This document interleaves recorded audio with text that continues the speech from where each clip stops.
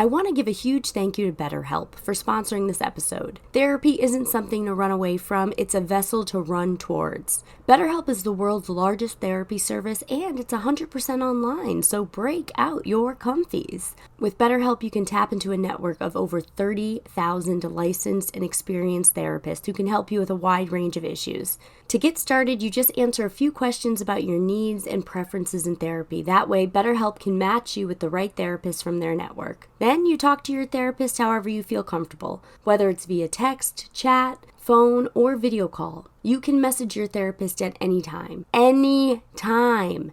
And schedule live sessions when it's convenient for you. No more fumbling to get a session on the calendar. You schedule based on when the time is right for you. If your therapist isn't the right fit for any reason, you can switch to a new therapist at no additional charge. Therapy changed my life for the better. Pun intended. And with BetterHelp, you get the same professionalism and quality you expect from in-office therapy, but with a therapist who is custom picked for you, more scheduling flexibility, and a more affordable price. Get 10% off your first month at betterhelp.com/Rocky. That's betterhelp.com/Rocky.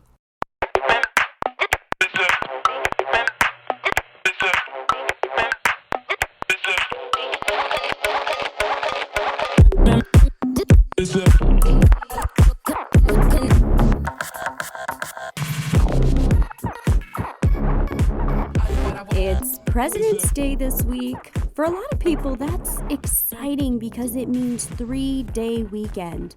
Hopefully, on Sunday night, everyone put out calcium pills and a glass of warm milk for Joe Biden. And if it's gone in the morning, 6 more weeks till spring. What? Oh. Sorry, everyone, I misspoke. In his case, if they're gone in the morning, 6 more weeks of falls. Other than presidents that I've been alive for, I realized I didn't know that much about U.S. presidents. They don't really go into a deep dive of them when they're schooling American children. I bet you everyone knows George Washington had wooden teeth, though. Knowledge that has not once helped me ever. American history. America's too busy to teach it because they're rewriting it. I wanted to know if any of these bad boys of leadership had a wild side. So I did some digging, and I did some research, and I found out that these prezzies were wild, wild boys. Let's start with wild boy Honest Abe. Did you know your boy Braham was a wrestler? That's right, by the age of 21, Abraham Lincoln was a champion wrestler. I can't tell if I think wrestling is swaggy or silly. And when I woke up this morning, I didn't know I'd be wondering if Abraham Lincoln was dripping in swagoo, but here we are. Abraham Lincoln had height. He was 6'4". I know what you're thinking. Rocky, that's the same exact height as wrestler Dwayne "The Rock" Johnson. Dwayne, born in California, Abe, born in Kentucky, both states that sound like "cuh." The coincidences won't stop. He also used to call his wife Mary Todd Molly, so not only did Abe like to wrestle, he also liked to party. Wild boy Andrew Jackson is next, and the only way to tell his story is in hand game form. Andrew Jackson had a parrot. The parrot's name was Pole. He taught him lots of swear words because he thought that it was cool. The parrot was a menace. He swore all day and night. The people of D.C. said this bird just isn't right. The little fucker swears we can't keep him at bay until finally when Andrew Jackson passed away. The bird came to the church to pay his bird respects, but swore so much they kicked him out. The bird has no regrets. Pole was a gangsta-ass bird, and not to start anything with the parrot community, but parrots really haven't been excelling in this way since Pole. Wild boy John Quincy Adams used to skinny dip in the Potomac River every morning. Just a little naked dip in a close-by river. If this was the biggest controversy of presidents nowadays, imagine the peace this country would know. Imagine. John Lennon? Anybody? Presidents are out here staying freaky, but at least this freaky wild president stayed in his lane, in that realm at least. If you asked me if I had a lot in common with George H. Bush, a younger me would probably say no. It appears me and George H. Bush do have something in common. George H. Bush once threw up on the president of Korea after eating bad fish. I once threw up on the back seat of the president of Kappa Sigma's Toyota Corolla after drinking 11 Coors Lights from a keg. A wise woman once said, "Seek out the common ground with people, not the faulty land." Our last wild boy president was Calvin Coolidge. He would eat his breakfast in bed, okay, not super weird. But while he would do this, a White House staffer would rub his head with Vaseline. Just lather him up. The leader of these United States would get rubbed down by an employee with Vaseline on his head first thing in the morning. If you're wondering why America is the way that it is, it didn't just happen one day. We have been led by strange men for a long time. Instead of taking morning meetings like we'd imagine a president should be doing, he was getting himself shiny and greasy as if later in the day someone would stick 3 fingers inside him and roll him down a lane, while the Heaven by Cascada music video projects throughout a bowling alley. Some of these men are on our money and they're goofy. Excluding President Obama, do you have to be goofy just to be considered to be a president? I mean, that's what it seems like. You might not learn about these American leaders in your textbooks, but you're damn sure going to learn about them on wild nights.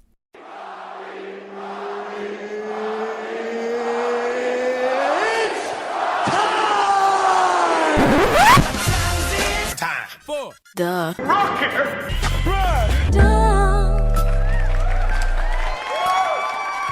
Welcome to the Rocky Rundown, where you get to learn a little bit about this week. Party God Squad, hello! And speaking of weeks, did you have a good one?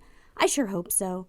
If you didn't, well, I'm here to flip that frown upside down. Everybody say, ooh, ooh. Say, ooh, ooh, ooh. Say, boom, boom, bop. Say, blemma, lemma, bip, bop. Realistically, how long do you think you would have continued that, huh? I want to pose a question. What makes a day special? A holiday, even? Well, what makes it special is the collective agreement that it is special. And when they tell us that stuff's on sale because of said holiday. The people agreeing that the day is special in whatever capacity is what makes the day special. It's why we acknowledge it. I'm a huge fan of celebrating the little things. In this country, we're told what days are special based on when the sales are going to be. And when the schools and the banks have off. We don't get the liberty of saying, hey, it's International Drink Wine Day. I'm not coming in. And I'm here to say the jig is up. And if any of these holidays I'm about to introduce to you make you excited, I urge you to decide that they are special and celebrate, rage, and party accordingly.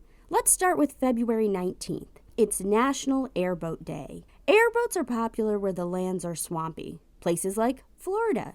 You can ride them for gator tours. I'm not trying to go on a gator tour, but I think of all our pals down in the Gulf who love the thrill. We would single-handedly solve the bath salts epidemic if everyone who thought airboats needed a day to be honored got to honor them on that day. That energy would flow into the swamp, and our country would know peace.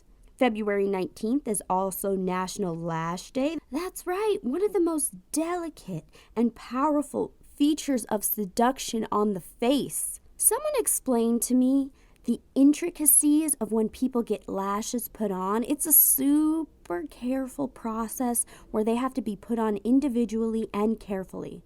It's long and it's grueling, but the results are pure sex. It takes patience from the lash technician, and it takes patience from the client getting their lashes done. It's no walk in the park. And what happens if you see a lash on your face or someone else's? What do you say? Make a wish. If a president was on my face, not in the form of cash, I would freak the fuck out. Get off my cheek, Reagan. No one is blowing you today. Presidents get the recognition of an entire day, a week even with the sales, but lashes, the genies of the face, barely get their just desserts. February 20th is a huge day for holidays. Handcuff Day, some would even say the cousin of Valentine's Day. It's also Comfy Day and Women in Blue Jeans Day. All 3 of these days are so contradictory. And that's why there's something for everyone. Handcuff Day could be sexual. It could be a series of escape room level tasks to free yourself from a lover's puzzle. It could be a day where the police let people handcuff them for a while, see how they like it. National Comfy Day. National Comfy Day would produce an influx of Libras and Scorpios 9 months from now, I'll tell you that. And everybody, most importantly, would get a nap. Women in Blue Jeans Day seems really specific, but that's okay. Maybe you were raised by a parent who likes the relaxed fit of a Levi and another that likes sweats, so you celebrate both. Blue jeans half the day, sweats the other? The point of learning about these holidays is that you pick what their value is. February 21st needs no introduction, a holiday for young and old. It's National Sticky Buns Day. Which buns is not specified, so do what you will with this new information. February 22nd is motherfucking jam-packed. It's Chili Day, Margarita Day, and Be Humble Day. Wow. We better hope the next day is all up on the toilet day. Have you ever heard someone talk about making chili? These chili people all think their chili is the best chili. There's no better chili. Their approach, their ingredients, their magic touch, how it takes all day to make. I'd argue that it's hard for them to stay humble about said chili. But on this day, you have to try because remember, it's also National Be Humble Day. National Margarita Day speaks for itself. Think of all the songs dedicated to margaritas. One time I was drinking margaritas outside at a restaurant and the table was wobbly and my margarita spilled and they wouldn't bring me another one. I cried on the way home. Rudy and Rudy fans, gird your loins. February 23rd is National Rudy Day. If you are a Rudy, go celebrate. If you love a Rudy, let them know. It's also a day to stand up to bullying and Hospitality Worker Appreciation Day. It falls on a Friday night this year. You go out to eat. It's likely you have the means to go out to eat because why else would you be going out to eat if you didn't have the means to go out to eat? This includes a minimum 20% tip for your server. When it comes time to pay the check on this day, throw in an extra 5 or a 10 or however generous you feel like being. Throw it on top of that 20% tip. It can literally only come back to you multiplied. Don't believe me? Try it. And don't tell anyone you did it. If you know someone going out to eat this Friday, remind them that it's Hospitality Appreciation Day. Their reaction will tell you everything you need to know about them as a person. February 24th is National Tortilla Chip Day and International Sword Swallowing Day, which, depending on how fast you eat, could be considered the exact same day. It's also National I Hate Coriander Day. That sounds like a holiday that a cartoon version of cilantro made up. February 25th is Chocolate-Covered Nut Day. Maybe you want to keep it PG and actually eat some chocolate-covered nuts, a literal peanut. Or maybe you're looking up to gargle up some balls. Some chocolate-covered balls specifically. What I'm about to say seems like common sense, but people in this country eat Tide Pods. So I'll keep the disclaimer in. If you want to lick chocolate sauce off your man's nuts, do not heat up the chocolate. Get the squeezed chocolate that's room temperature, because it can't be too cold either. And then you can have a ball gagging on some balls, baby. I hope this was helpful to us and our quest to celebrate more little holidays in life. You deserve it.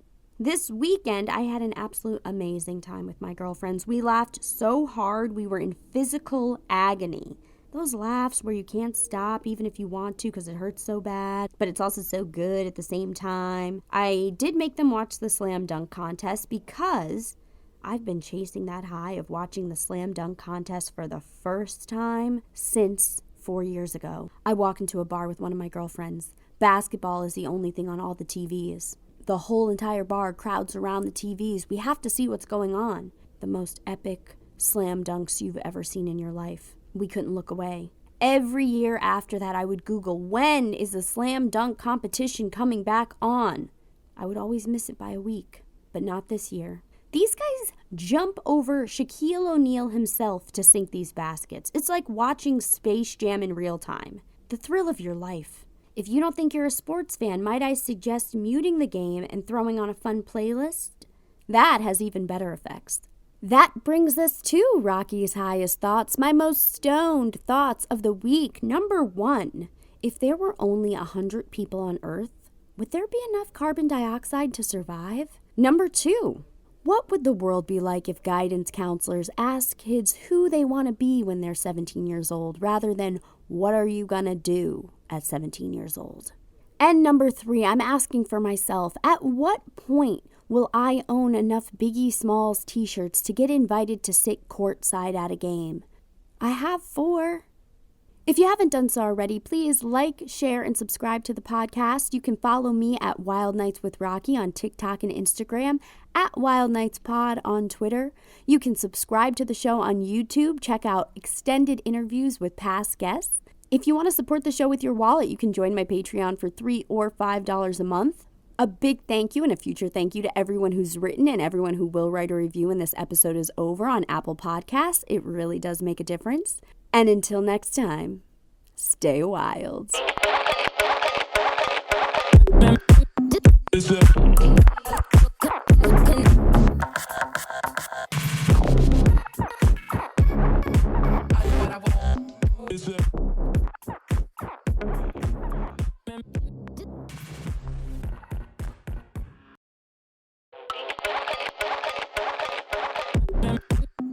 a